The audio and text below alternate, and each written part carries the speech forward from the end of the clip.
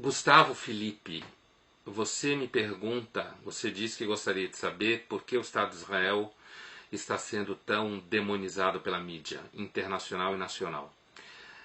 Olha, Gustavo, esse tema ele é bastante complexo. Eu diria tem vários níveis. O primeiro nível é um antissemitismo clássico, antigo, que a Europa sempre teve com relação aos judeus, e esse antissemitismo hoje ele está articulado na forma de antisionismo. Essa é a primeira explicação para que grande parte das pessoas simplesmente assumam que no conflito israelo-palestino não existem as ambiguidades que existem em todos os conflitos. Você tem razão com essa ideia de demonização, porque além desse tema do antissemitismo requentado em forma de antisionismo, existe o problema de que a esquerda, que domina basicamente grande parte dos produtores de conteúdo no Brasil e fora do Brasil, essa esquerda ela sempre abraçou a causa contra o Estado de Israel.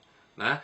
Se você se informar, você vai ver que nos anos 70, atentados terroristas contra cidadãos israelenses, inclusive contra o famoso caso da Olimpíada de Munique de 73, o avião da Air France de 76 que foi desviado para Uganda e outros casos, você vai verificar que grupos que se chamavam de grupos guerrilheiros e tal, na realidade eram terroristas de esquerda europeus, já tinham abraçado a causa palestina contra o Estado de Israel.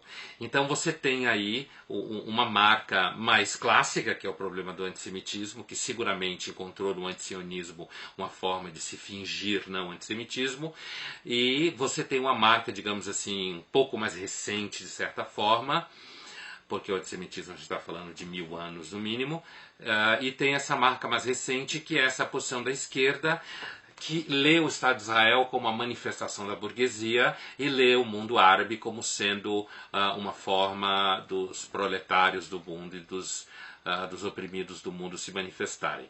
Aliás, é por isso que a esquerda fica em papos de aranha quando acontecem ataques terroristas no mundo, como os que têm acontecido na Europa. Porque como a esquerda sempre simpatizou com o terrorismo, mas hoje ela tem essa face meio assim de achar que é uma espécie de vermelho light, assim, não gosta de sangue, então ela fica em papos de aranha quando acontecem ataques terroristas, porque ela não pode defender o terrorismo, né, abertamente, então ela fica sem saber direito como comentar. Observe intelectuais classicamente identificados com a esquerda, seja na mídia impressa, seja na televisão, no rádio, observe como eles ficam em dificuldade para discutir ataques terroristas na Europa, justamente por conta dessa história da esquerda se associar ao terrorismo. Então eu diria que a razão dessa demonização é basicamente essas duas. No caso da esquerda, você tem ainda essa ideia de que então os judeus são muito ricos, os americanos apoiam os judeus, é o imperialismo, então isso acaba ajudando a ideia da demonização do Estado de Israel. O conflito é extremamente complexo e, como você deve perceber, o Oriente Médio está em ebulição, inclusive interno ao mundo árabe, e o principal conflito do Oriente Médio não é o conflito israelo-palestino em termos de geopolítica, e sim o conflito Arábia Saudita versus Irã. Ele é que, na realidade, é o principal desestabilizador do Oriente Médio. Felipe Souza, você me pergunta sobre quando eu fui entrevistado no programa Pânico, que aliás foi uma excelente entrevista na Jovem Pan. Num determinado momento, a Amanda Ramalho estava formulando uma pergunta para mim e ela se intitulou Uma Pessoa Pessimista e eu a elogiei. Né? Eu lembro bem desse momento do programa. É simples, eu elogiei porque o pessimismo, tem até um livro muito interessante, se você se interessa por essa questão, que se chama As Vantagens do Pessimismo. É um livro de um escritor inglês vivo, um filósofo chamado Roger Scruton. Ele saiu pela editora R Realizações, As Vantagens do Pessimismo. Esse livro é bem em cima do que eu vou te dizer.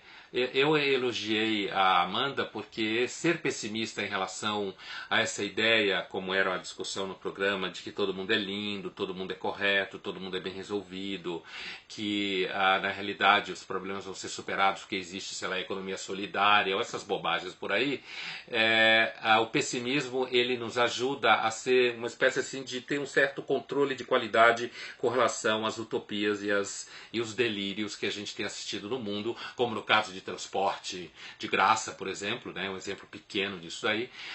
O pessimismo, ele, em relação aos delírios da política, nos últimos delírios da moral, nos últimos, digamos, grosso modo, 200 anos, o pessimismo, ele é seguramente, na filosofia, uma marca de controle de qualidade contra você acabar defendendo ideias absurdas por aí.